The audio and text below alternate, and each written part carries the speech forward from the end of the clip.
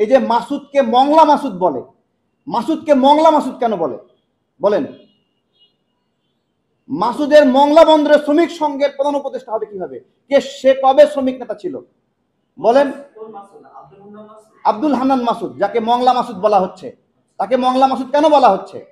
কারণ সে সহ সে আরো কয়েকজন সমন্বয়ক রয়েছে, তারা নাগরিক কমিটিতে আছে, তারা গিয়ে এই মংলা বন্দর দখল করেছে। তাহলে এই দখল, চাঁদাবাজি এগুলো বন্ধ হওয়ার কথা ছিল না? তাহলে এগুলো বন্ধ না হয়ে উল্টো আমরা দেখছি কেন? আপনাদের কাছে প্রশ্ন রাখছি। মাহফুজ আলমকে গিয়ে ঘোষণা করলেন যে উনি হলো মাস্টার মাইন্ড, অথচ এই মাহফুজ আলমকে আমরা কেউ চিনি না। আমি এই যে তাকে পরিচয় করা দিল, এর আগে কোনোদিন তার সামনে সামনে বসিনি, অথচ 2018 সালের পর থেকে সকল আন্দোলন সংগ্রামে আমরা ছিলাম, আমাদের কোনো আন্দোলন সংগ্রামে তাকে দেখিনি। তাকে হঠাৎ করে আমেরিকায় নিয়ে গিয়ে তাকে মাস্টার মাইন্ড বানায় দিল। গণমাধ্যমে নিউজ হয়েছে, আর কি সুনির্দিষ্ট প্রমাণ লাগবে? 3 কোটি টাকার যে চেক জালিয়াতি, সচিব বলে এটা প্রকাশ হলো, তদন্ত কমিটি হলো। আপনারা গিয়ে প্রশ্ন করেন যে তদন্ত কমিটির ঘুম ভাঙছে কিনা। দেখুন, আমাদের এই বাংলাদেশের 24শে গণঅভ্যুত্থানের পরে যারা সমন্বয়ক হয়েছে, উপদেষ্টা হয়েছে, তারা কতটুকু কর্তৃত্ববাদীর মাধ্যমে জেলায়, উপজেলায়, জেলা প্রশাসকের অফিসে গিয়ে তদারকি করেছে, এটা সবই জানেন। আমার নিজ জেলা বগুড়াতে একজন ব্যবসায়ীর কাছ থেকে তারা 60টি বাস চেয়েছিল। সেই ব্যবসায়ী 60টি বাসের পরিবর্তে 3টি বাস দিতে চেয়েছে, এই জন্য তাকে গ্রেপ্তার করা হয়েছে। এরকম আরো অনেক তথ্য এবং ইনফরমেশনগুলো আমাদের কাছে এসেছে। আপনারা এগুলো আস্তে আস্তে পাবেন। আপনারাও ভয়ে অনেক কিছু নিউজ করেন, আমরা জানি এগুলো। এটা দুঃখজনক ঘটনা। ডক্টর ইউনূস স্যার সবার উপদেষ্টা হতে পারতেন, উনি সেটা না হয়ে এই মাহফুজ আলমকে গিয়ে ঘোষণা করলেন যে উনি হলো মাস্টার মাইন্ড, অথচ এই মাহফুজ আলমকে আমরা কেউ চিনি না। আমি এই যে তাকে পরিচয় করা দিল, এর আগে কোনোদিন তার সামনে সামনে বসিনি, অথচ 2018 সালের পর থেকে সকল আন্দোলন সংগ্রামে আমরা ছিলাম, আমাদের কোনো আন্দোলন সংগ্রামে তাকে দেখিনি। তাকে হঠাৎ করে আমেরিকায় নিয়ে গিয়ে তাকে মাস্টার মাইন্ড বানায় দিল। এগুলো আমাদের গণ অভ্যুত্থানের সঙ্গে ষড়যন্ত্র হয়েছে বলে আমরা মনে করি। আপনাদেরকে একটা প্রশ্ন করি, এই যে মাসুদকে মংলা মাসুদ বলে, মাসুদকে মংলা মাসুদ কেন বলে বলেন? মাসুদের মংলা বন্দরের শ্রমিক সংঘের প্রধান উপদেষ্টা হবে কিভাবে?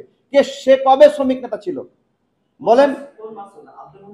আব্দুল হান্নান মাসুদ, যাকে মংলা মাসুদ বলা হচ্ছে, তাকে মংলা মাসুদ কেন বলা হচ্ছে? কারণ সে সহ সে আরো কয়েকজন সমন্বয়ক রয়েছে, তারা নাগরিক কমিটিতে আছে, তারা গিয়ে এই মংলা বন্দর দখল করেছে। তাহলে এই দখল, চাঁদাবাজি এগুলো বন্ধ হওয়ার কথা ছিল না? তাহলে এগুলো বন্ধ না হয়ে উল্টো আমরা দেখছি কেন? আপনাদের কাছে প্রশ্ন রাখছি।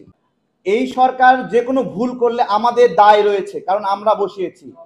আমাদেরকে প্রশ্ন করে যে শেখ হাসিনা ভালো ছিল, তাহলে শেখ হাসিনা ভালো ছিল এই কথাটার কারণ তো এই যে যারা নিয়োগ জালিয়াতি করছে, তাই না?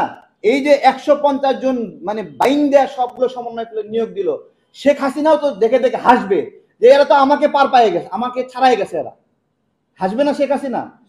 24-এর গণঅভ্যুত্থান পরবর্তী সময়ে সকল নিয়োগ জালিয়াতিতে এই সমন্বয়করা জড়িত, এটা ওপেন সিক্রেট।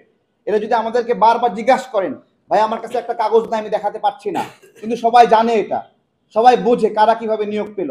এটা তো, এবং শুধু ভিসি নিয়োগ না, বিভিন্ন স্কুলের অধ্যক্ষ, বিভিন্ন স্কুলের প্রধান শিক্ষক, বিভিন্ন কলেজের অধ্যক্ষ, তাদেরকে জোর করে মব সৃষ্টি করে এখান থেকে পদত্যাগ করানো হয়েছে।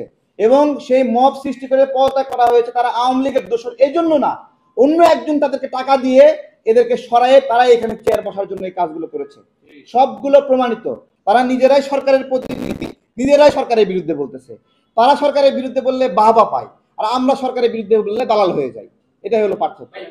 দেখুন, আপনার বিভিন্ন গণমাধ্যমকে হুমকি দেওয়া, নিউজ ডিলিট করা, এগুলো তো খুব ওপেন সিক্রেট হয়ে গেছে এখন। আপনাদের কর্মীদেরকে বহিষ্কার করাতে তারা বাধ্য করছে না কিনা বলেন? সময় টিভিতে গিয়ে বাধ্য করেছে কিনা? এইটা হওয়ার কথা ছিল কিনা? এগুলো যখন হচ্ছে তখন আমরা উপলব্ধি করছি যে আমরা যদি এগুলোকে গাইড না করি তাহলে এরা জানোয়ারে রূপান্তরিত হবে।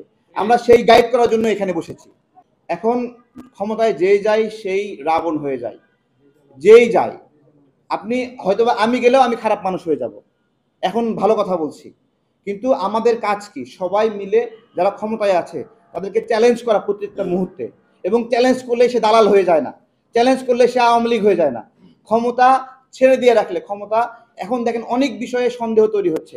আমরা রমজান মাসে স্বস্তিতে ইফতার করছি, এই জন্য ধন্যবাদ জানাই, কিন্তু যে যে জায়গায় অসঙ্গতি রয়েছে সেগুলো নিয়ে আমরা নিন্দাও জানাই। এখানে বলা হচ্ছে যে 7 সিস্টারে বাংলাদেশের সড়ক ব্যবহার করে তারা এখানে ব্যবসা বাণিজ্য করবে, নেপালের সঙ্গে কানেক্ট করবে। এখন নেপালের আসলে বাণিজ্য কতটুকু, তাই না? ভুটানের বাণিজ্য কতটুকু আমাদের জানতে হবে না? নেপালের বাণিজ্য বাংলাদেশের একটা জেলার বাণিজ্যের সমানও না। ভুটানের বাণিজ্য বাংলাদেশের একটা জেলার বাণিজ্য মানে সমানও না। তাহলে সেইটুকু বাণিজ্যের বিনিময়ে আপনি 7 সিস্টারকে করিডোর দিতে যাচ্ছেন, তাহলে শেখ হাসিনা দিলে খারাপ ছিল, আপনি দিলে ভালো কেন? আপনি জনপ্রিয়, আপনাকে সবাই ভালোবাসে, এই জন্য আপনি যা যা বলবেন তাই তাই সঠিক, এটা তো আমরা মানতে পারি না।